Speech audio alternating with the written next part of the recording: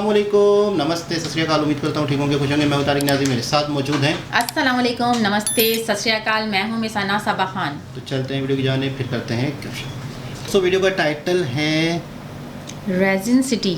City का नाम है ये। अच्छा।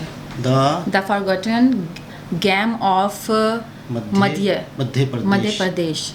आगे हिंदी में स्टार्ट करते हैं वीडियो को। इसकी सिटी है या रियासत है, देखिए।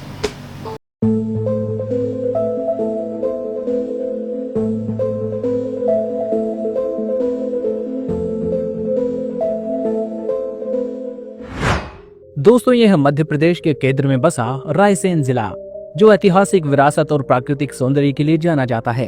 ये जिला भोपाल से लगभग 45 किलोमीटर की दूरी पर मौजूद है और विंध्याचल की पहाड़ियों से घिरा हुआ है। यहाँ की ज्योग्राफिकल सराउंडिंग्स को देखें तो हरे भरे जंगलों, नर्मदा नदी के किनारों और ऊंची चट्टानों से भरा है, जो इसे अनोखी पहचान देता है। रायसेन का नाम रायसीन नामक प्राचीन किले से पड़ा, जो मध्यकाल में एक महत्वपूर्ण सामरिक केंद्र था। इस जिले पर कई राजवंशों ने शासन किया, जिनमें गोंड, खलजी, मुगल और मराठा शामिल हैं। यही कारण है कि इस जिले में ऐतिहासिक और सांस्कृतिक विरासत का गहरा प्रभाव देखने को मिलता है। लेकिन रायसेन सिर्फ अपने इतिहास तक सीमित नहीं है। यहाँ की कृषि, परंपराएं और पर्यटन स्थल इसे और भी खास बनाते हैं। आइए इस जिले की खासियतों और गहराइयों को जानने के लिए आगे बढ़ते हैं। रायसेन का इतिहास उतना ही पुराना और इंटरेस्टिंग है जितना इसका भव्य किला। रायसेन नाम से पहचानी जाने वाली ये जगह मध्यकाल में एक महत्वपूर्ण सामरिक केंद्र हुआ करती थी।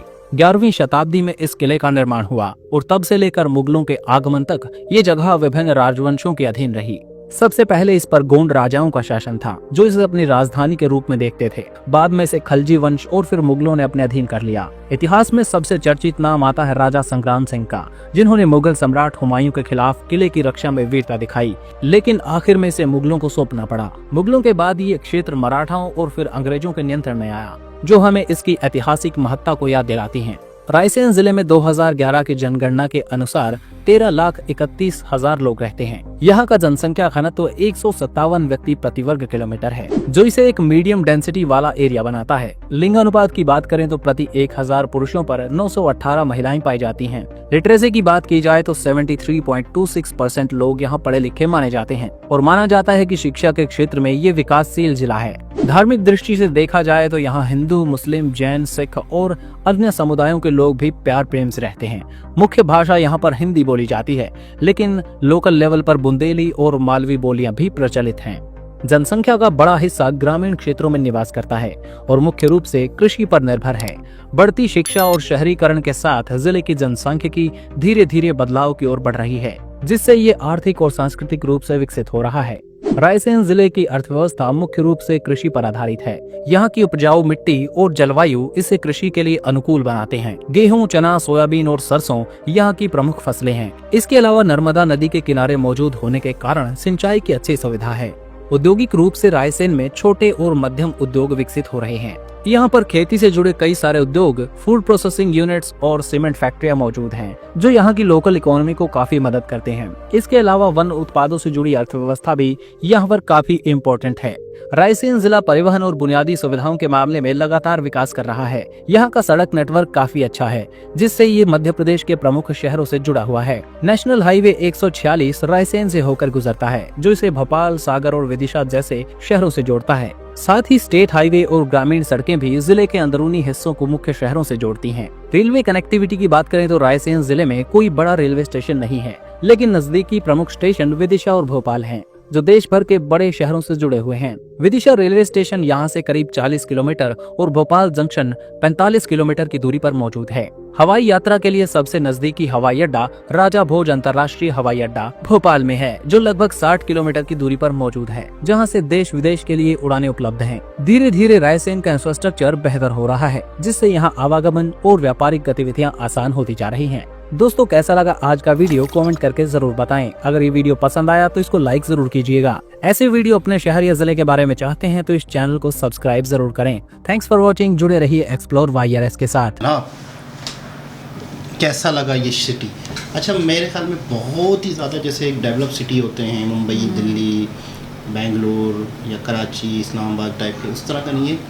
और दूसरा ये कि शहर और साथ साथ एग्रीकल्चर भी अक्सर मैंने ये देखा है जैसे हमारे यहाँ पे या तो शहर होता है तो शहर होता है या तो देहात होता है अच्छा, तो वो मिक्सअप लग रहा था ना। तो mix। यहाँ पर इंडिया में बहुत से ऐसे शहर हैं और ऐसे शहर भी हैं कि जहाँ पर एक गांव है इंडिया का, इससे मुझे याद आया, इंडिया का एक ऐसा गांव है जहाँ पे 17 बैंकें हैं। अच्छा। क्योंकि गुजरात का, क्योंकि वहाँ पे सारे ही लोग फॉरेन कंट्री में हैं, बाहर सही। कंट्रीज़ में इनकम के लिए गए हुए हैं, तो वहाँ पर पूरे गांव को इतना खूबसूरत बनाया गया है कि वहाँ के सारे लोग करोड़पति हैं। अच्छा। यानी गांव के घर ऐसे हैं, उनकी गलियाँ ऐसी हैं, उनका अपना एक सिस्टम ऐसा है कि आप हैरान हो जाएंगे। यानी आइडियल गांव भी और आइडियल भी। सही। तो डेवलप इतना ज़्यादा कर लिया है इसको हाँ, ना। अच्छा ये यहाँ पर एजुकेशन रेट जो है वो 72%, यानी 73 73 हाँ। 72 शायद 73। वो बच्चियाँ जो भी स्कूल मिक्स हाँ, दिखा रहे थे ना, बच्चे और हाँ। बच्चियाँ स्कूल जा रही हैं। तो इंडिया में साउथ इंडिया जो है यहाँ पर एजुकेशन का बहुत ज़्यादा रुझान है। यानी यहाँ पर एजुकेशन रेट साउथ की तरफ, तमिल की तरफ जो है 84 85, कई इलाकों में 92 भी है। पाकिस्तान का एजुकेशन रेट क्या है? यानी 100 में से कितने लोग ऐसे हैं जिनको सिर्फ नाम लिखने आता है? 60। मतलब कि जो है ना सिर्फ नाम लिखना। अच्छा एजुकेशन पे जो है ना है, सब हासिल कर रहे हैं, लेकिन कहीं ना कहीं मैं बताऊं अभी जो जिस तरीके से पाकिस्तान कुछ सालों से चल रही है सिचुएशन ना, तो कहीं ना कहीं बच्चे जब एजुकेशन हासिल कर रहे हैं, जो मैंने अभी ऑब्जर्व किया, तो वो मेंटालिटी उनकी इतनी फ्रेश माइंड नहीं है। कहीं ना कहीं कहते हैं ना, जो पीछे से जो करप्शन चला आ रहा है वो अभी आज की नस्ल भुगत रही है, शायद हमने भी भुगता है।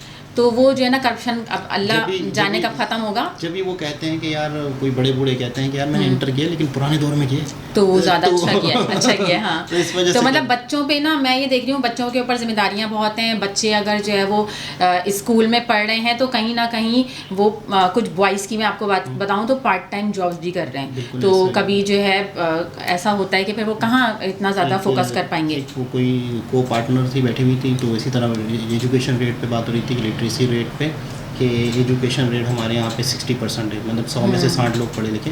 फिर मैंने बताया था उन्होंने, मैंने कहा पढ़े लिखे कैसे काउंट किए जाते हैं? मैट्रिक वाले, इंटर वाले कैसे काउंट किए जाते हैं? यानी एजुकेशन रेट निकाला कैसे जाता है कि यार कितने लोग पढ़े लिखे हैं? तो कैसे पता चलेगा? पढ़े लिखे की डेफिनेशन क्या है? सबसे इम्पोर्टेंट तो कभी तो ऐसा भी होता है कि मैट्रिक पास है, उसके अंदर इतने मैनर्स, इतनी सारी नॉलेज। एजुकेशन रेट निकाला जाता है जिसको सिर्फ अपना नाम लिखने आता है, वो एजुकेटेड है हमारे यहाँ पूरी दुनिया में। इंडिया तो आता होगा सबको लिखना। मैं वही तो बता रहा हूँ, सिर्फ 60% को आता है। ऐसे कैसे हो सकता है? उसकी वजह ये है, मैं आपको दिमाग खुलेगा। सबसे पहले तो व्हाट इज योर नेम और तुम्हारा नाम क्या है सिखाया जाता है। आपको ये लग रहा है, आप अगर एजुकेशन फील्ड से रहिए तो आपको ऐसा लगता है कि बस दुनिया में ताकि स्कूल हैं, बच्चे हैं, सब है। आपको एक बहुत ही अफसोसनाक बात बताऊं, हम लोग शहरों में रहते हैं तो हमें लगता है कि यही पाकिस्तान है। आपको पता है 70% देहात है हमारा पूरा पाकिस्तान, ठीक है? और कई जगहों पे स्कूल हैं ही नहीं, और ना ही उनके हालात ऐसे हैं, ना ही उनको अक्ल है कि बच्चों को पढ़ाया जाए। उनके बच्चे पैदा होते ही बाहर जाके खेती बाड़ी कर रहे हैं, मजदूरी कर रहे हैं। आपको पता है कहीं ऐसे, आप कराची में ही कई इलाके ऐसे हैं, छोटे छोटे बच्चे गधा गाड़ी चला रहे हैं, फ्रूट लगा रहे हैं। पठानों के बच्चे देख लो, पाकिस्तान में जो पठान, चाइल्ड लेबर बहुत बढ़ रही है, हर जगह नजर आएंगे। हम जिस क्राइटेरिया में रहते हैं वहाँ पे तस्वुर ही नहीं होता कि कोई बच्चा स्कूल ना जाए, ठीक है? तो आपको हैरत हो रही है कि यार 60% बच्चों को, लोगों को सिर्फ नाम लिखने आता है। ये सच है। उसकी वजह ये है कि हम शहरों में सिर्फ 40% लोग हैं, 30% सॉरी। पाकिस्तान में शहरों की आबादी जो टोटल मिलाई जाए पूरे पाकिस्तान की, तो सिर्फ और सिर्फ 30% है हम लोग। तो 70% हम लोग देहात वाले हैं पूरा पाकिस्तान। तो वहाँ पर एजुकेशन और कम है। फिर अब तो शहरों में भी लोग एजुकेशन हासिल नहीं कर पा रहे, और शहरों में भी आप थोड़ा सा और आगे चले जाएँ कराची के मज़ाफ़ात में, तो आपको पता है वहाँ पर कोई नहीं पढ़ा रहे बच्चों को स्कूल वगैरह। वो कह रहे हैं कि नहीं है, खाने पीने के हालात नहीं है, तो नहीं पढ़ा रहे। तो 60% बहुत कम है। और इंडिया के कई ऐसे इलाके हैं जहाँ 90% 92% लिटरेसी रेट है, लेकिन लिटरेसी रेट की डेफिनेशन नाम लिखना आ जाए बस। और ये कैसे निकाली जाती है? ये नादरा से, और ये जो NIC बनते हैं तो उस पर किसने अंगूठा लगाया और किसने साइन किया। मतलब अपग्रेड होने के लिए ना ये है कि टाइम तो लगता है, लेकिन कोशिश करते रहना चाहिए। अगर मैं अगर आपको कोरोना के दौर की बात करूं, तो जब ऑनलाइन क्लासेस दी जा रही थी तो उस वक्त बहुत सारी लिस्ट में ऐसे पेरेंट्स थे कि they are not using WhatsApp. अब देखिए अगर वो व्हाट्सएप यूज़ नहीं कर रहे हैं तो डेफिनेटली आप सोच लें कि फिर वो दूसरी चीज़ें भी यूज़ नहीं कर रहे हैं, तो फिर हम उनको लेक्चर्स कैसे प्रोवाइड करें। तो इस तरीके की चीज़ें हो रही थी, तो फिर उसको बाद में शीट के ज़रिए कवर अप किया। तो मैं ये सोच रही थी कि अगर व्हाट्सएप तो कॉमन हो गया है आजकल, तो काफ़ी लोग नहीं अभी भी यूज़ नहीं कर रहे होते हैं। इंडिया के शहर कितने होंगे? 52। मैंने किसी तरीके से पूछा, सूबे अच्छा, हाँ, सूबे जो है 29 है कितने, तो कभी इसी तरह कमेंट में पूछा था तो दोबारा पूछ लेते हैं। तो एक सवाल जवाब आया था कि 433 और इस तरह से शहर हैं। तो आप कमेंट के जरिए से बताएं कि इंडिया के टोटल सिटीज़ कितने हैं। दोबारा किसी और के साथ आपसे मुलाकात होती है, जब तक के लिए अल्लाह हाफिज़।